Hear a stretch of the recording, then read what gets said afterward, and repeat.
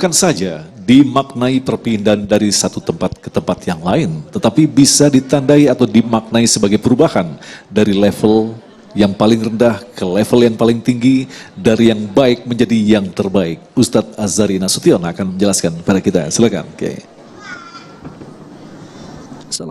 Bismillahirrahmanirrahim. Assalamualaikum warahmatullahi wabarakatuh. Apa kabar ibu-ibu, bapak-bapak sehat? Alhamdulillah. Utang lunas. Itu yang penting tuh. Terlagi cicilan jatuh tempo nih. Alhamdulillahirabbil alamin. Allahumma shalli ala sayyidina Muhammad wa ala ali sayyidina Muhammad. Allahumma faqqihna fid din wa 'allimna ta'wil. Walhamdulillahi rabbil alamin. Hari ini tema kita menarik tentang Muharram, hijrah dan hijriyah. Satu poin yang kita perlu catat, kita harus bedakan antara hijrah dan hijriyah. Hijrah itu momen ketika Nabi bermigrasi pindah dari Mekah ke Madinah. Lalu kalau hijriyah, hijriyah itu adalah peristiwa pengarsipan tanggal pada masa Umar bin Khattab. Ketika itu Umar mengangkat gubernur di Basrah Abu Musa al-Ash'ari. Abu Musa melakukan korespondensi kepada Umar, berkirim surat, tetapi di surat itu nggak punya tanggal, tidak punya hari, tidak punya tanggal, yang ada hanya nama bulan saja. Ini bulan Rabiul Awal, tapi Rabiul Awal tahun kapan? Nggak jelas. Jadi akhirnya muncul masukan bagaimana Islam harus punya kalender untuk ditertibkan. Jadi sebenarnya itu. Tapi kenapa di bulan Muharram kita peringati peristiwa ini? Sebenarnya Nabi hijrah bukan di bulan Muharram. Para mu'arrikh, para ahli sejarah berbeda pendapat. Ada yang mengatakan Nabi hijrah di bulan Safar. Salah satunya Syekh Safiyur Rahman Al-Mubarakfuri. Yang kedua pendapat dari Said Ramadan Al-Buti Al-Maghfurillah. Dalam fikih sirahnya beliau bilang di bulan Rabiul Awal. Apapun bulannya, yang jelas Nabi hijrah, ya kan? Lalu kemudian di zaman Umar muncul banyak pendapat bagaimana kemudian kita jadikan peristiwa wafatnya Nabi sebagai momen tahun 1 dalam Islam. Oh jangan, kalau gitu pendapat yang kedua muncul waktu Nabi peristiwa bi'tsah, diutus, dilantik jadi Rasul. Oh jangan juga, kalau gitu waktu Nabi lahir, enggak juga. Muncul satu pendapat yang kemudian disepakati oleh para sahabat ketika itu, saat dimana yang jadi presiden adalah Umar bin Khattab.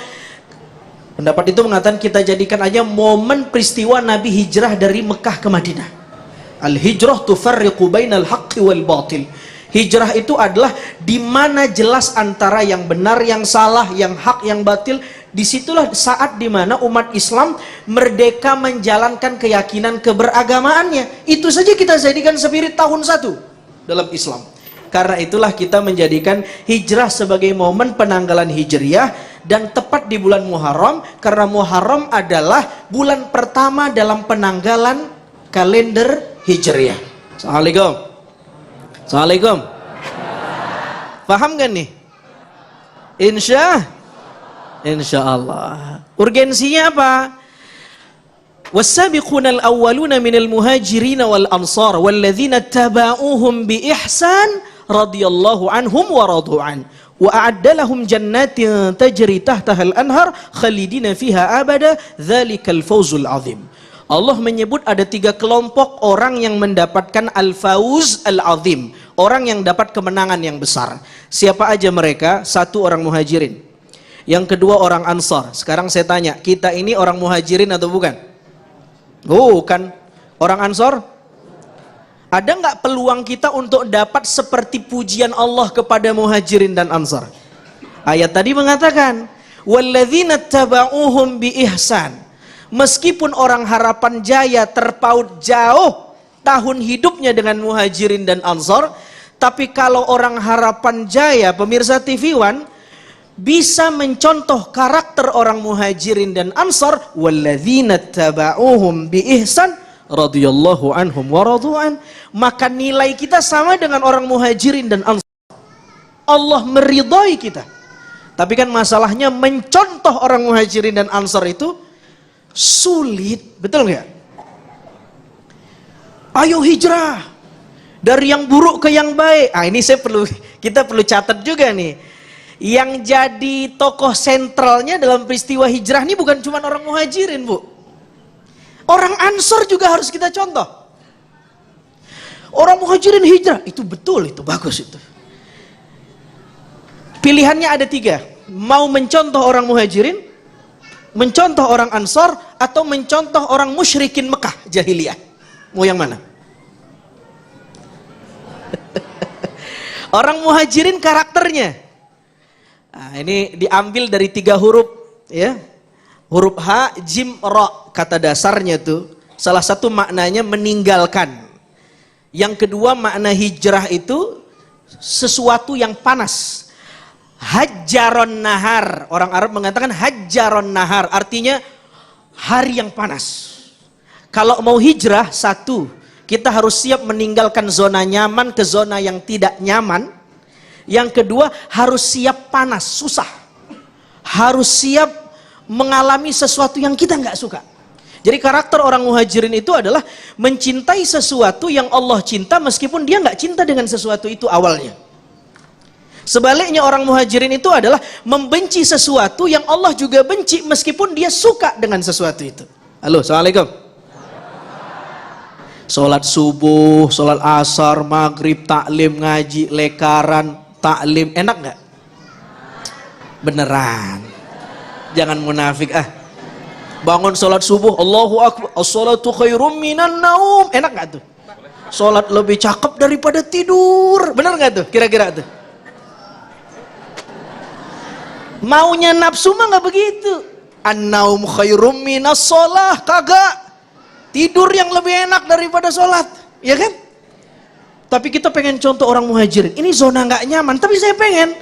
Saya harus suka karena Allah juga suka dengan sholat subuh, dengan taklim, dengan ngaji, masya Allah. Halo, Assalamualaikum. Yang kedua, tokoh protagonisnya orang Ansor.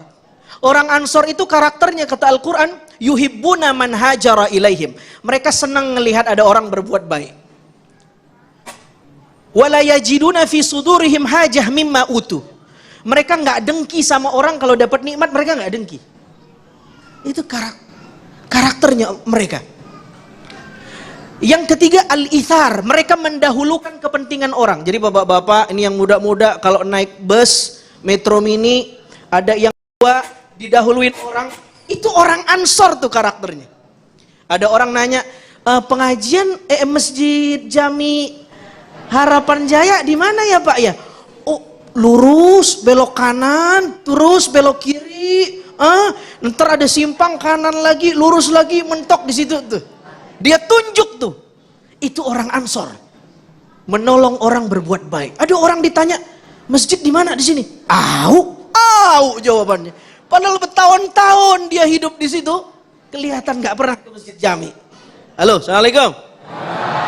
Man a'ana ala ma'siyatin walau bisyatri kalimatin kana syarikan lahu fiha. Dalam sebuah riwayat, meskipun diragukan validitasnya, tetapi kata-kata riwayat ini, orang yang menunjukkan jalan keburukan meskipun cuma sepatah kata, dia dinilai berkolusi dengan orang yang berbuat jahat. Jual cimeng di mana sini Bu? Jual sabu di mana? Ibu ngomong, tuh Pak, tuh ibu ngomong, saya ngelakuin, ibu sama artinya nelan sabu. Udah di stop, udah cukup dah. Jadi begitu. Habis ini kita contoh karakter Muhajirin, kita contoh orang Ansor, upload di media sosial. Ada flyer-flyer ngaji, upload. Itu orang Ansor tuh. Ini kadang-kadang pribadi aib kita upload, kalau ada taklim kita upload, malu, sok suci katanya. Jangan kebalik. Kiai Syarif nih Masya Allah TikToknya luar biasa nih. Live terus, kalah muda saya. Karena beliau ngikutin orang Ansor. Di-upload kebaikan, nolong orang. Ternyata banyak yang mau ngaji lewat media sosial. Masya Allah. Hakadha. Mudah-mudahan bermanfaat. Demikian. Baik, Masya Allah, terima kasih jazakumullah khairul jaza Ustadz Azhari Nasution telah memberikan tausiah kepada kita semuanya betapa satu hal atau sikap yang bisa kita lakukan di momentum satu hijriah 1445 ini adalah dengan mencontoh atau meneladani apa yang dilakukan oleh orang-orang kaum Ansor dan juga Muhajirin. Apa yang dibenci oleh kaum Ansor atau Muhajirin yaitu apa yang dibenci oleh Allah. Begitu juga sebaliknya, apa yang disukai begitu juga disukai oleh Allah Subhanahu wa taala. Mudah-mudahan kita dimudahkan untuk bisa mencontoh atau meneladani orang-orang kaum Ansor dan juga Muhajirin. Baik pemirsa, masih di Damai Indonesiaku, kita akan tanya jawab. Kita akan buka sesi tanya jawab di segmen berikutnya. Namun akan saya ajak lebih dahulu salah satu jamaah yang sudah disiap di sini. Dengan Bapak siapa? Assalamualaikum. Putut. Pak Putut. Oke, silakan diajukan pertanyaan Pak Putut. Bismillahirrahmanirrahim. Assalamualaikum warahmatullahi wabarakatuh. Waalaikumsalam warahmatullahi wabarakatuh. Yang saya hormati narasumber, guru-guru kita, Syekh, Ustadz, Kiai, dan tidak lupa kami hormati host dari Triviwan. Menyimak apa yang disampaikan guru kita, ada pesan spiritual dan moral di dalam menyikapi makna daripada tahun baru Islam atau hijrah, yaitu kita untuk selalu bermuhasabah, introspeksi diri, evaluasi diri, koreksi diri terhadap amal-amal buatan kita selama ini. Tapi itu tidak cukup. Jadi bermuhasabah harus melakukan cara transformasi diri, yaitu melakukan perubahan-perubahan terhadap amal perbuatan kita. Semoga kehidupan kita adalah lebih baik dari yang sebelumnya, seperti apa yang dikatakan Pak Syekh tadi. Ya, untuk pertanyaannya Pak. Ya. Tentunya kami ingin menanyakan bagaimana untuk mewujudkan muhasabah atau perubahan ini dan selalu beristiqomah.